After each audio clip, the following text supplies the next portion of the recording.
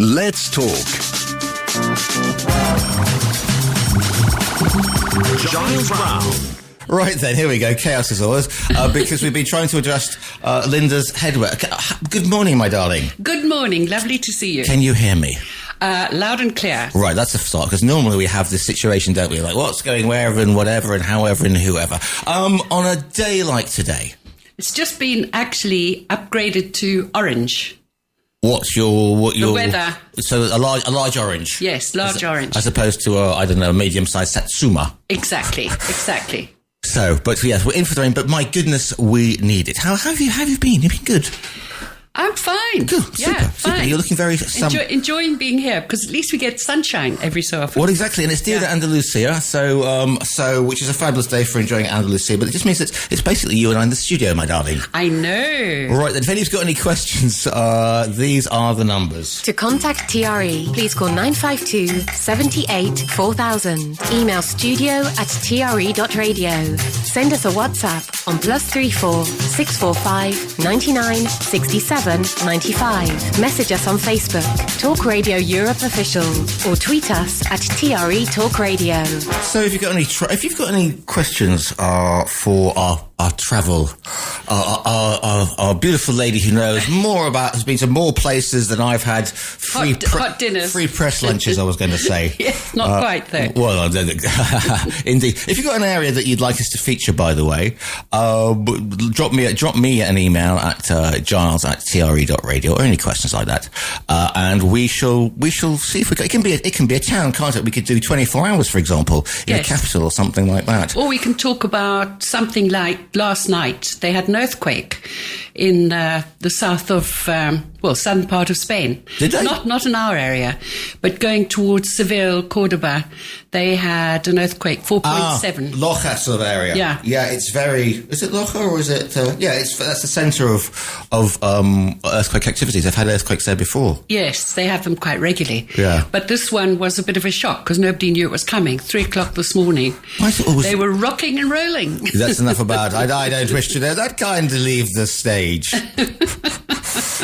Right then, we're rocking and rolling, but we're looking. We've gone, because we started on Greece, and then it's like trying to do the whole of Africa in just 5 minutes. So we thought, didn't we? We thought we'd split it down a little bit into 3 islands, which are going to be today Crete, Corfu, and Rhodes. Super. 3 biggish islands. 3 biggish islands, yes, indeed. I mean, you could kind of base a whole holiday, well, especially in Crete and Corfu. Yes. Is it Corfu or Corfu? Corfu. Yeah.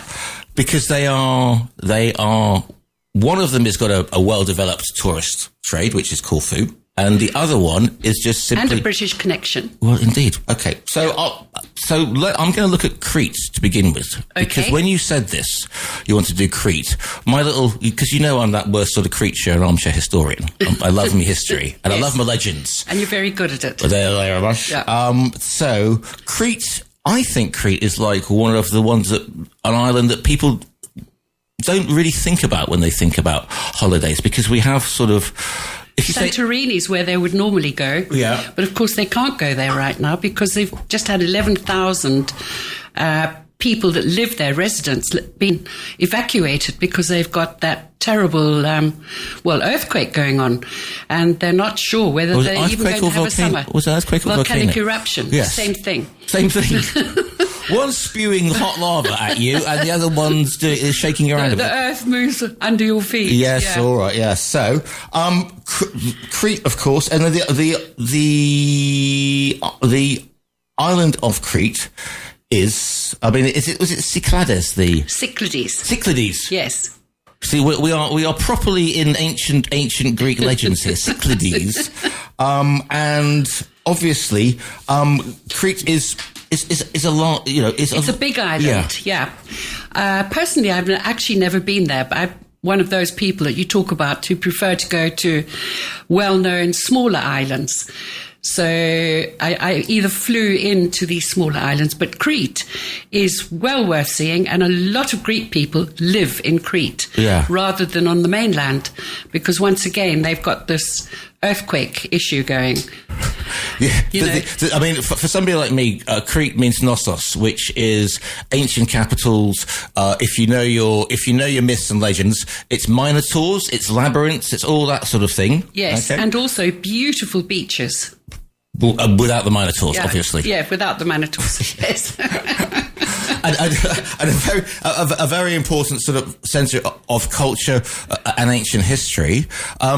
Beach. So we're looking at beaches that aren't too, or if they're busy, they're full of sort of locals. It's a bit like heading down to the Costa de la Luz around here, then, is it? Because you've got locals going there and nationals. Yeah, it's a very different vibe, and it's more going about hiking and outdoorsy sort of life.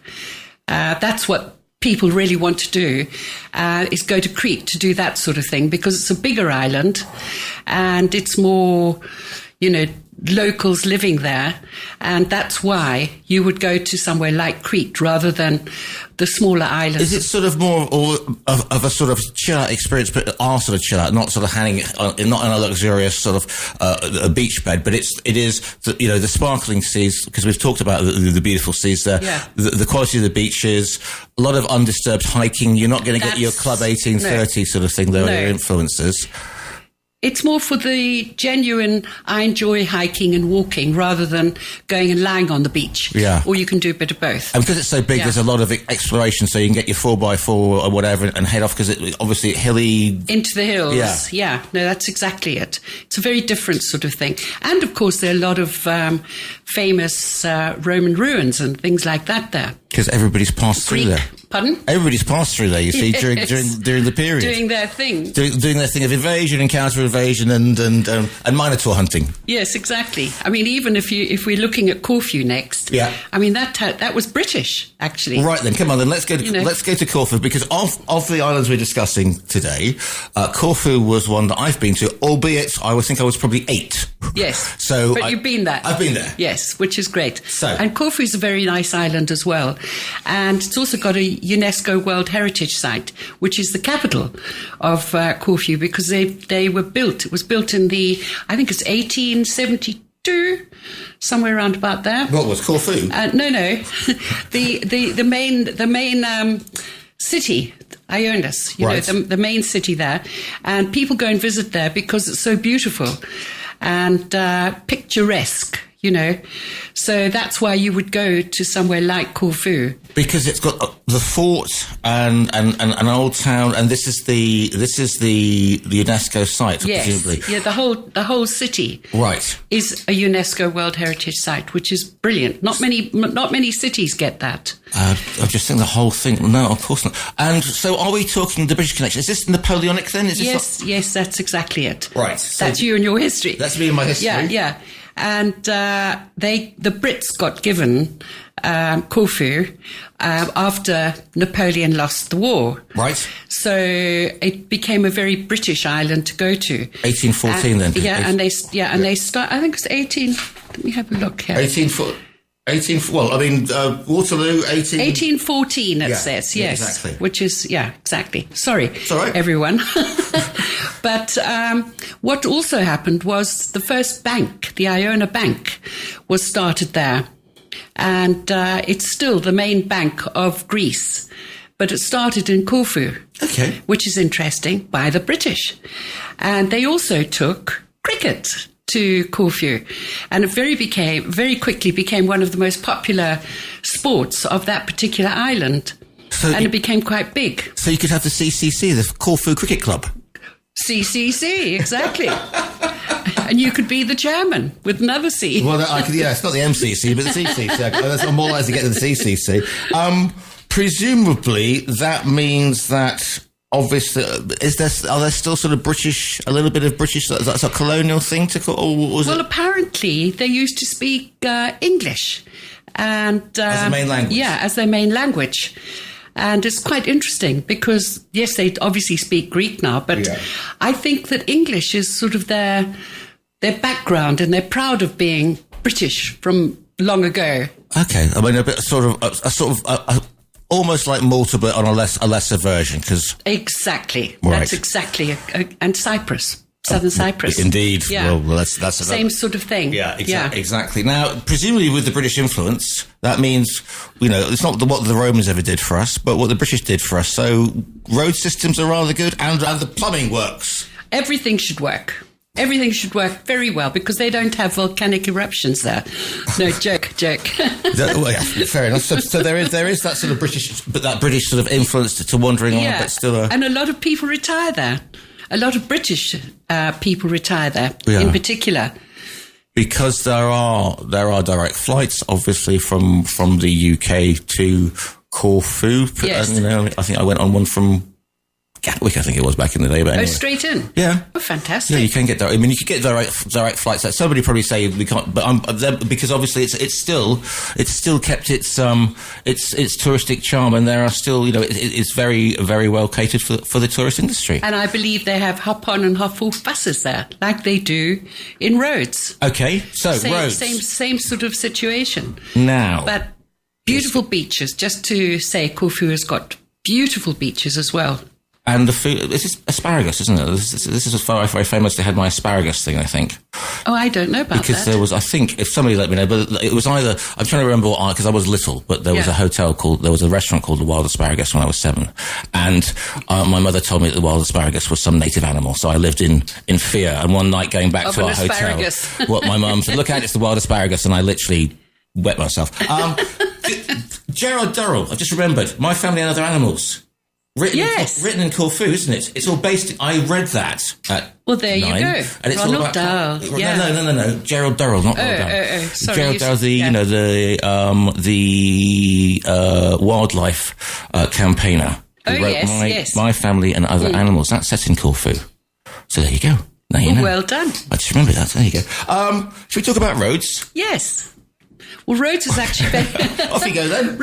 Rhodes is very close to Turkey, actually. Okay. So if you're going sailing, which a lot of people do, they sail on the islands. Yeah. They go right, they skirt the Turkish coast. So is it, are we talking, so I'm just going to get my geography. So is it the most easterly we're talking, of the group we're talking? No, it won't be. Anyway. Yeah, it is the most easterly. Would be, yeah.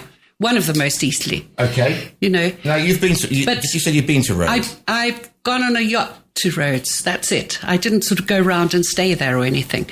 Well, so it was sort of on the port side and you waved at it. Exactly. Exactly. Stopped overnight. Okay. No, but jokes aside, it's a lovely island as well. And it's got a connection with Spain. Because 500 odd years ago, the Spanish threw out all the Jewish people, and many of them went to Rhodes, and they still speak a form of Yiddish there. Oh, this would be which is fascinating. The Seraphitic. Yes. Ah. Yeah, so it's quite an interesting island from that point of view. Yeah. That's its history.